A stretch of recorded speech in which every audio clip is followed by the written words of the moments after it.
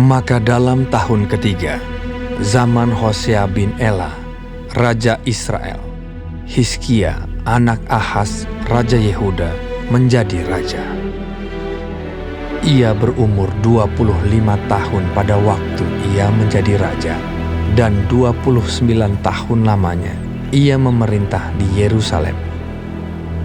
Nama ibunya ialah Abi, anak Zakaria. Ia melakukan apa yang benar di mata Tuhan, tepat seperti yang dilakukan Daud, bapa luhurnya. Dialah yang menjauhkan bukit-bukit pengorbanan, dan yang meremukkan tugu-tugu berhala, dan yang menebang tiang-tiang berhala, dan yang menghancurkan ular tembaga yang dibuat Musa. Sebab sampai pada masa itu, orang Israel memang masih membakar korban bagi ular itu yang namanya disebut Nehustan.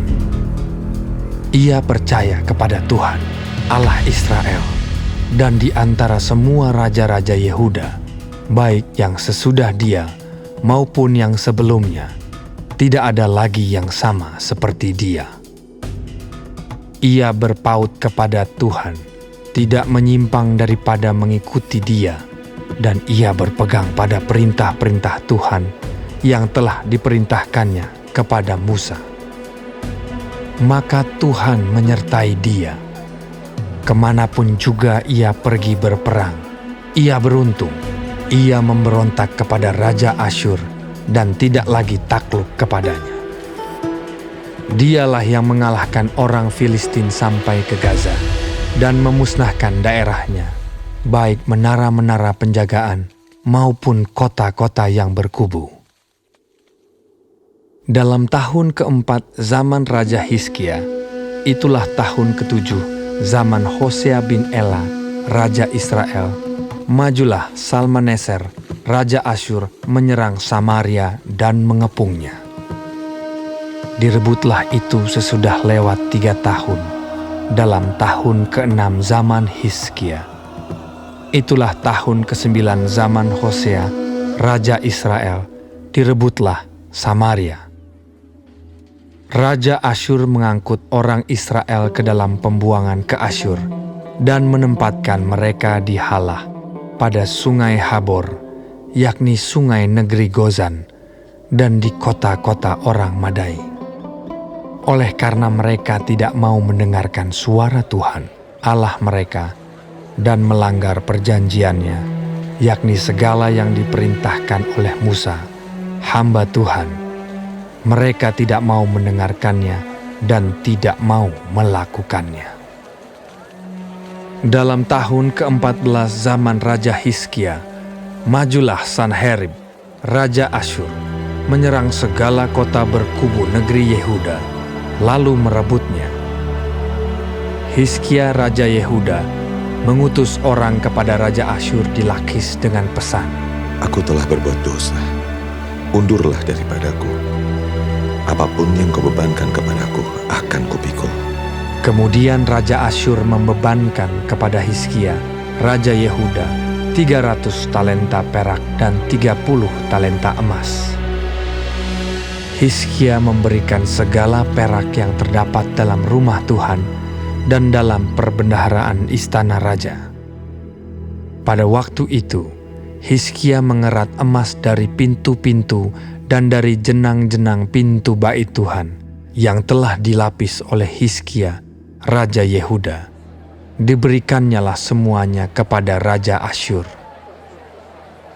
Sesudah itu, Raja Asyur mengirim panglima, kepala istana dan juru minuman agung dari Lakis kepada Raja Hizkia di Yerusalem, disertai suatu tentara yang besar. Mereka maju dan sampai ke Yerusalem. Setelah mereka maju dan sampai di situ, mereka mengambil tempat dekat saluran kolam atas yang di jalan raja pada padang tukang penatu.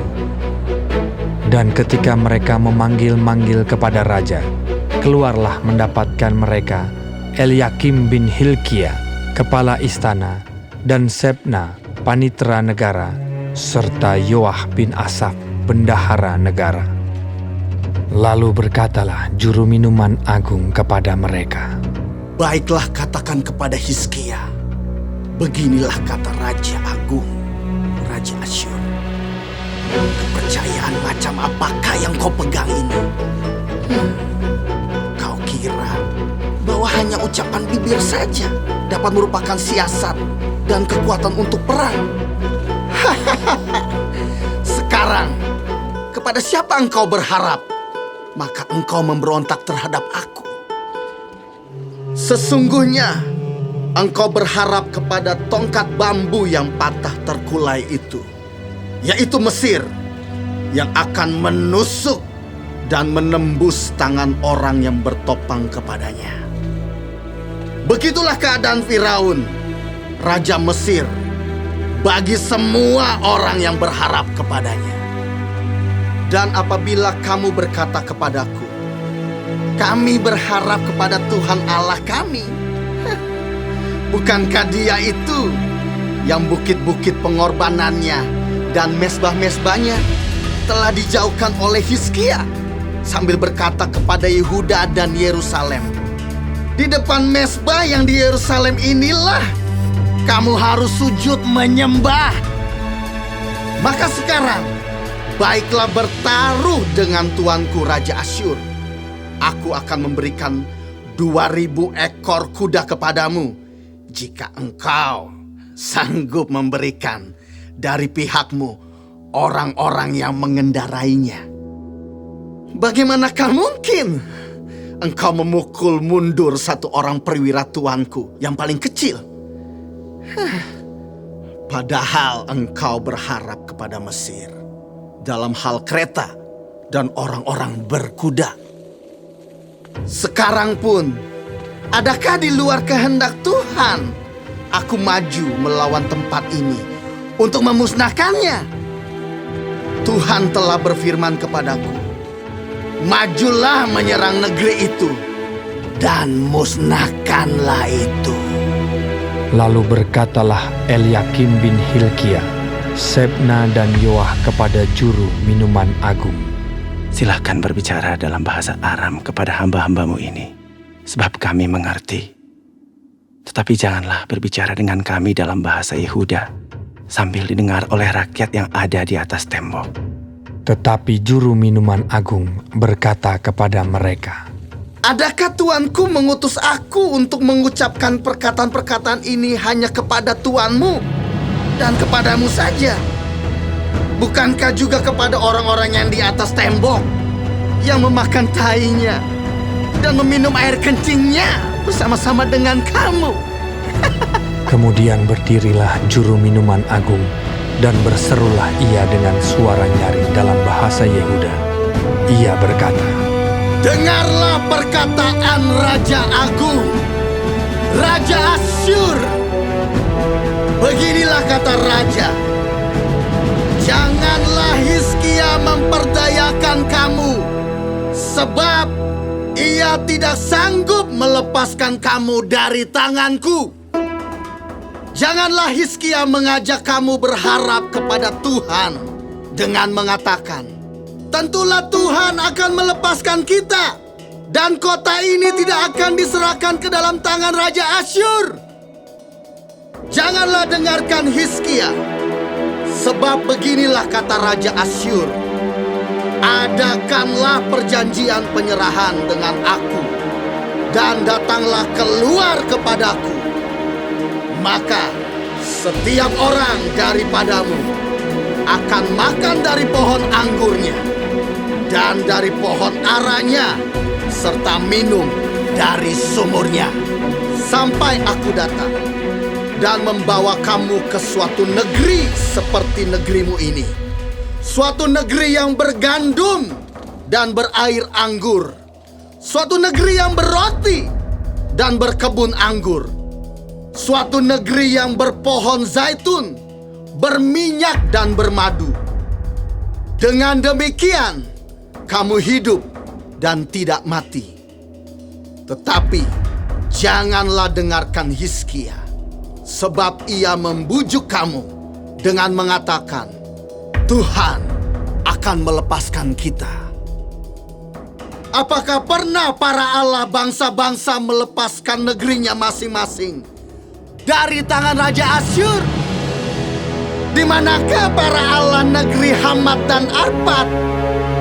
Di manakah para Allah negeri Sefarwaim, Hena, dan Iwa? Apakah mereka telah melepaskan Samaria dari tanganku? Siapakah di antara semua Allah negeri-negeri yang telah melepaskan negeri mereka dari tanganku? Sehingga Tuhan sanggup melepaskan Yerusalem dari tanganku. Tetapi rakyat itu berdiam diri dan tidak menjawab dia sepatah kata pun. Sebab ada perintah raja, bunyinya, Jangan kamu menjawab dia.